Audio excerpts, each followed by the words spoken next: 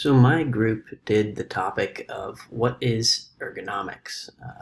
I was the part one group project leader, and I basically made sure that everyone was contributing ideas to what we were going to end up doing, and we ultimately came up with ergonomics. I made sure everyone knew uh, what was required of them, and made sure that or not certain people, but that people were actually going to contribute to it as well. Basically, assign them subtopics to this main topic once we all agreed on it.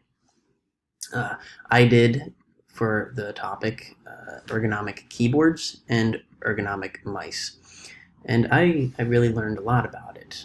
I think the biggest thing I learned about was that there actually is a science behind using ergonomic devices. I kind of thought it was a fluke or a hoax and just a way that companies could get more money for different products, things like that. But after doing some research, I really figured out that it actually does or can help with um, reducing the risk of carpal tunnel syndrome, reducing stress on the body, and extra pain levels that aren't needed, which was really interesting. But I think the biggest thing I also learned about this is that it's all about angles as well. As you can see here, if you use a standard keyboard, you put much stress levels on your wrists there, elbows, shoulders.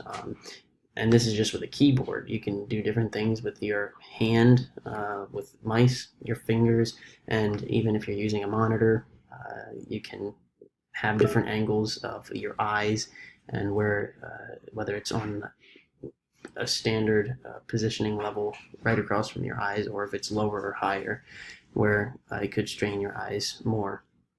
But I also did the mouse page, which I learned a lot about them as well. I wasn't completely sure, just one thing off the top of my head, what these funky balls were on mice before. I just thought it was a spot to rest your thumb or something like that, but it actually is used to move the cursor, so you don't actually have to move your arm at all to move the actual mouse, which is interesting, or the mouse on screen, I should say.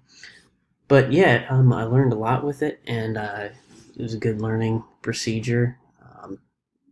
We did have one minor fallout there with one of the members. He didn't really contribute at all, which was sad on his part, but we took care of it. I also learned how to become a leader even when wasn't expected of me, as another team member was struggling with family in the hospital, dealing with health issues, and I kind of assumed her role for about half a week or something like that. So but yeah, everyone was great. They all contributed a lot besides that one person, and I think we all did really well in this group project. So I hope you enjoy it as well. Thanks.